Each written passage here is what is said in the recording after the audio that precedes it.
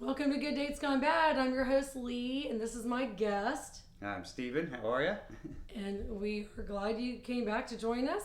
Today we're going to be sharing a story that he has, and then also we're going to be reading a story from the book. This time it'll be from Volume 2. Again, you can buy the books on Amazon or at barnesandnoble.com. And hope you like the show. Okay, so let's hear about, first of all, tell me, what is a good date to you? A good date to me is fun. Somebody that you can have a good time with. You know, Yeah. I mean, sorry, when you meet somebody, obviously, you pick out something that you have in common, or there's attraction there. Yeah. But ultimately, at the end of the day, you got to have a good time together. So You do. regardless of what somebody looks like or how they are, if you can't have fun with them, I mean, what's the point? Exactly. What's the point? So, and that's how, dating in my earlier years, I tried to make dates as fun as possible. Mm-hmm.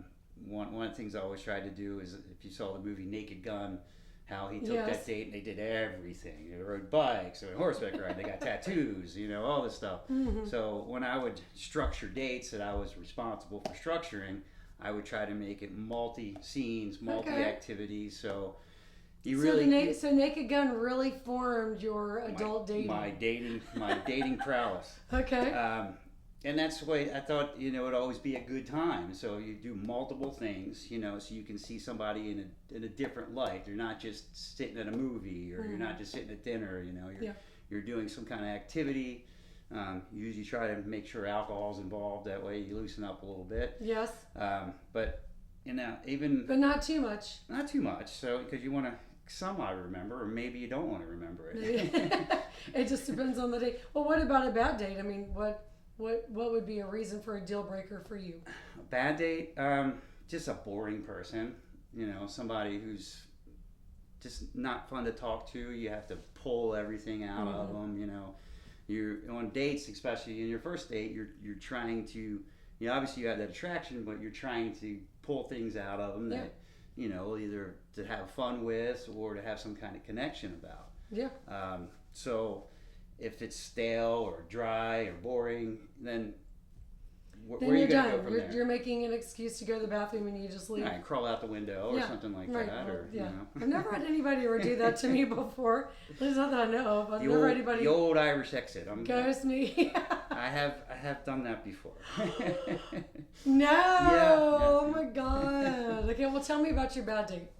I haven't had too many bad dates, but people that I've dated turned bad. I think, They started off good. They started off good and fun, but then you get to know the inside of a certain person, or some of their foibles or quirks, or they start to show you who they or really their are. bad side. Yeah, that comes out, and that's usually alcohol makes that come out in some people.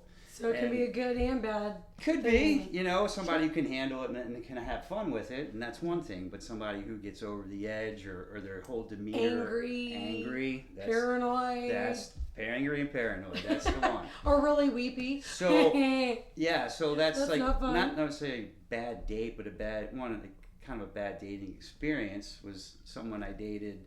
I guess about 2 or 3 people before I met my wife. Yeah. They say the hotter you saw that. I don't know if you ever saw the thing. The hotter they are, the crazier they are. So there's a weird scale and a sliding. Well, I'm sure the guys have their own scales, right? Women have their scales too. So there's a fine line there. The more you go up in the hotness, the more you go up the craziness. And this particular young lady, she was a good-looking girl. Wait, no. How old were you and how old was she? I guess I was 25, 26, 26, 27 there. And we'd known each other for a little while. Lived in the same kind of area. And just kind of just hooked up, and then we started dating. At the beginning, add alcohol to her, it was fun. But after a while, you get the paranoia, the jealousy, the craziness. Not even being, I'm not really a dog, so I wouldn't really step out on or anything like that. But just being out, and if somebody paid attention to me, or I'm joking with somebody else, or just having a conversation, it reared its ugly head with this one. Sure. So after like a few months, and we only dated like 3 or 4 months, but But that's the cutoff time, isn't it? kind of when I've you make said that this in decision. an episode before. Yeah. 3 months, you know if you want to keep dating this Sure. person, because you're usually going to, if you start dating someone, you're going to hang out once a week, especially at the beginning, because you're going to be excited and you're going to be like, oh, I want to hang out with this person Right. It's more new often. and Let's hang out. fresh Let's hang out at your house. You come to my house. We'll go to a friend's house. We'll go to dinner. We'll go to the movie.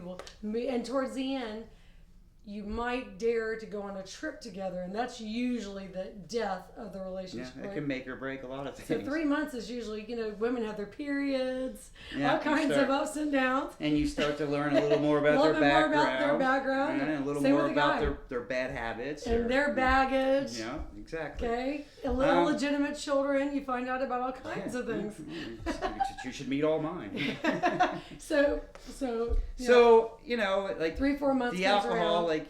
it's just, you just turn crazy and be jealous and mean and things like that. So, I basically brought it to out saying, hey, you can't be drinking around me anymore if you're going to act like that. Oh. If you can handle that, and we can still see each other, but I don't want you Was she drinking. being rude to you and your friends? Just loud, obnoxious, mean, like, get really jealous. If I looked at said thank you to the waitress, and, it became an issue. Would you go home with her? I'm like, no, I thank her for bringing me a drink. Oh my So God. this went on, and Well, you can say thank you by rubbing a butt, or you can say of thank you. course, pinching a nipple, whatever it takes. So like after That a while, could go either way too. this is true. How's your father, right? So I just got it over with it. I was done. So I think it took me about 20 takes to break up with her. Like, we're done. I don't see you anymore. And then she showed back up. But "No, y'all you weren't don't living need it." together. She would just Oh, show we back weren't up at living your together. house. Yeah, we were not living together. She Yeah, it was just, just like and we 3-4 lived months. close, so she would But she just just show up. come over or hang out with my friends.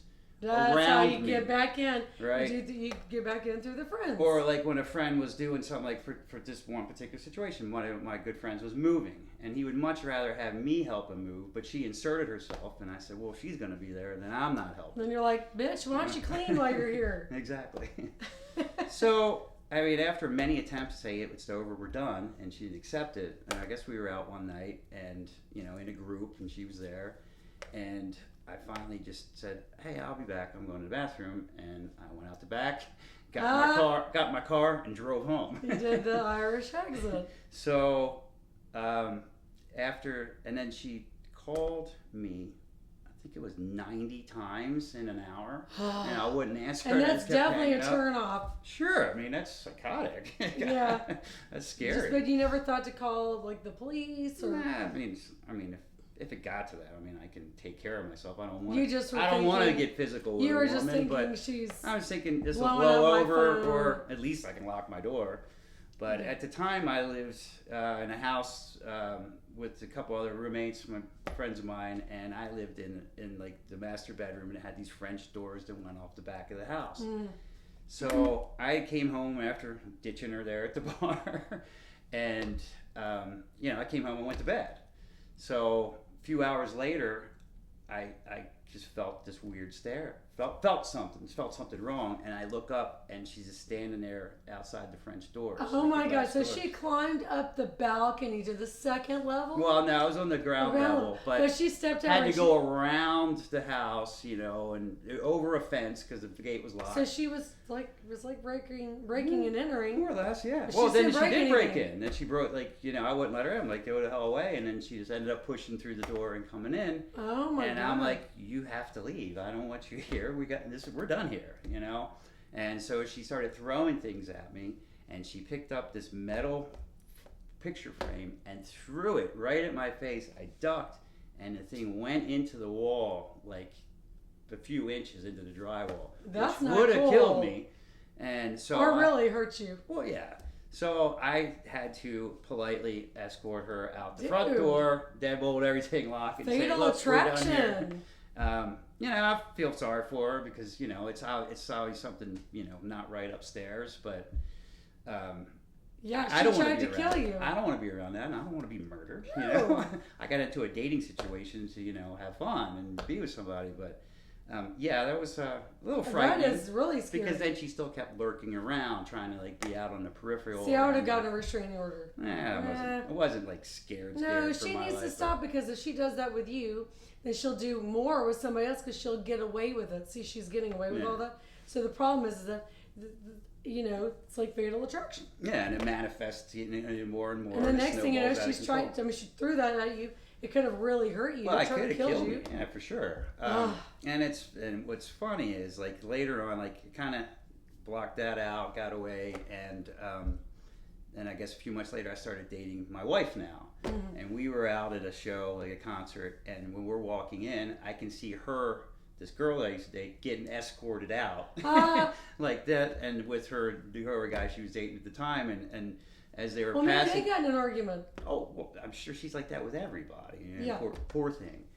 But as she's walking out, she sees me, and I see her, and my then girlfriend, my now wife, and I just said out loud right in front of her, "Look at this poor son of a bitch," referring to the guy that she had to be Yeah. with because, he was probably trying to have a nice time, and she got drunk and out of control, and Oh my God. yeah. But have you it's seen her since?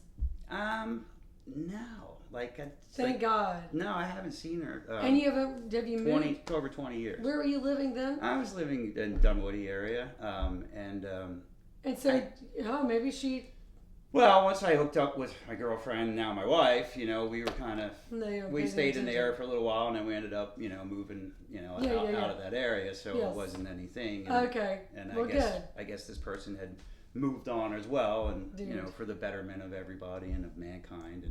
And No doubt. Well, we can read a story if you want to. Are you feeling like reading a story? I can read a story Okay. if you like. So we're going to read from the second volume, and thank you for sharing your story, by the way. But it's the very first one, and it's Oh, it's the first called The Cheerleader. And I actually got this story from when I used to work at another office, and it was a patient, and he gave me this story. And I went on one date with this person, and he told me this story, and I realized too much melodrama, and I never went on another date with him again. That was my good date gone bad. But he had a good date gone bad that he shared with me, so Steve's going to read it. Okay, here we go. Many moons ago, a man was in a Houston airport when he met a young hottie named Jan. He really wasn't into her at first because she was a spunky, pep squatty type, but kept talking to him. He began to notice her beautiful violet eyes and asked her for her number and called her once he got home. They talked on the phone for a few times and opened up to each other, eventually deciding to get together. He found out that she was a big Dallas Cowboys fan. He wasn't into the football anymore, and even at the time, he was starting to lose interest. But she was really excited about football and even flew down to Dallas for home games. She lived in Phoenix, and the Cowboys were going to play there. So he figured that if she got worked up about those games, it might make a good date weekend. Mm-hmm. And he agreed to fly down on a Sunday morning and met her. And they would stay in a hotel near the stadium overnight, and with his return on Monday. The flight to Phoenix was fine. Soon after, he met up with Jan and her friends, enjoying a few Bloody Marys at the pregame party. At that point, with the light buzz assisting the poorly matched couple, he started to enjoy being with Jan and anticipated the rest of the weekend's activity. No, he says, did you hear what he said? The poorly matched up couple. Right. He knew right when he met her that she was not his type. Right. Red flag, red flag. Right, Okay? trust You your can't gut. change people. But what does he do? Well, you He get a thinks little he's going to liquored up get and you deal laid. with it. And so he's thinking, she's attractive. And so we're going to have a weekend out of it. He doesn't even watch football anymore. All these red These flags. sacrifices you're making just to You hop know, in a sack. all right? that for sex. Yeah. Well, Okay, go ahead. the little things we do. It's not good.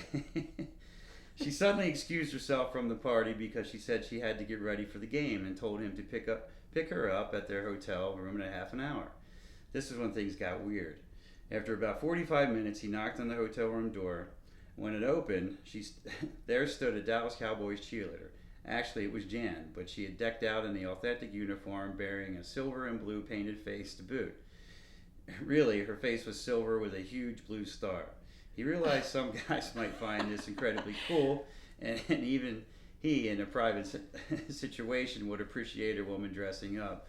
But he was not even close to being dressed in this manner, and there was no freaking way he was going to take her out in front of 100,000 people. He like probably that. didn't even have a jersey on, right? He probably just had regular guy clothes, and she's totally decked out like a Halloween costume. That's kind of like this chick that I was dating. She was huge, like, you know, tried to be like into sports more than she really was because she thought that impressed guys. And I love sports. I mean, I'm still an athlete. I still play ball, and I've played my whole life, and I wear my regular clothes to games. I don't wear jerseys or anything like that. I mean, but do you know? Have you ever, like, I'm a Seminoles fan. Have you ever seen like the garnet and gold kids with the glitter? Oh yeah. Could you imagine going to meet with someone and they're like, "Oh, let me go get changed," and you meet them at the door and they're completely covered. I mean, you can't even like hug them because you're just covered and all this stuff. He couldn't even kiss her without wearing. Her makeup. So she's totally off limits right now. Maybe that was part of the plan. He just totally got. Or some people, they're so into something, or they think they're so into it, they don't even think about the consequences of other people or the effect. And he is realizing now. Oh my God! Who's this broad? And where'd she come from? So let's see what else he says. Where were we here?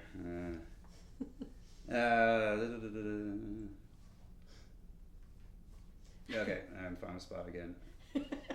She was already heading out the door when he regained his power of speech and told her to take that get up off and put on something nice. He told her to change her clothes. Wash your face, take off the star. And then put on something nice? Well, if she had the big boots on and the little shorty shorts, I may let that go. That's what I'm saying. He said he wouldn't mind seeing that, but you're not going to ask her to change after she's put all this crap on. There's no way. So, well, I don't want to like I'm kissing Paul Stanley with a star on her eye, and you know. Yeah, he's like, I can't walk next to you, lady. Okay, so let's see what she says. All right. Well, she got defensive, claiming she was a real fan and always dressed up for the game because she loved it. So he compromised and said she could wear the makeup or the dress, but not both. She changed out of her cheerleading outfit and went with a face painting, which sucked because he knew it would get all over him by the end of the night. So, yeah, if he's lucky at this point. I would request the opposite. Keep the outfit, wash the face. You know? Agreed. No. But how awkward. You have regular clothes on. Imagine me, and then I have a silver face with a big blue star, like Gene Simmons. Right. No, that was Paul Stanley. Paul Stanley. Excuse me. Love child. Yes. Dude. No. I know stuff. Once they arrived at the game, they located her friends, who, sure enough, were all dressed up too. She started complaining and crying to them how he didn't let her wear her complete costume. He ignored her and tried to have a good time anyway. After the game ended, Jan and her girlfriends wanted him to take her to a club downtown. He hadn't realized this was a strip club where the players go after the games. Normally, he didn't mind strip clubs, but Jan's friends were all hitting on all the players, giving them lap dances. Oh my God. So these girls were giving those guys lap dances. Right, they're groupies. At the end of the day, they're groupies. That's embarrassing. Yeah, and especially if you're thinking you're out on a date and you get drug along, and you know, here I am in front of all these dudes. He probably doesn't need to buy her a drink. No. The $14 cocktail, because all the players are going to be buying her drinks. While you're up, get me one too, you know. Oh my God. He realized they were all just pro athlete groupies, including his date Jan. She began acting all moody because she was missing out on the action, and she was also feeling left out because she wasn't getting any attention. So they got into a big fight, and he left her there, never seeing her again.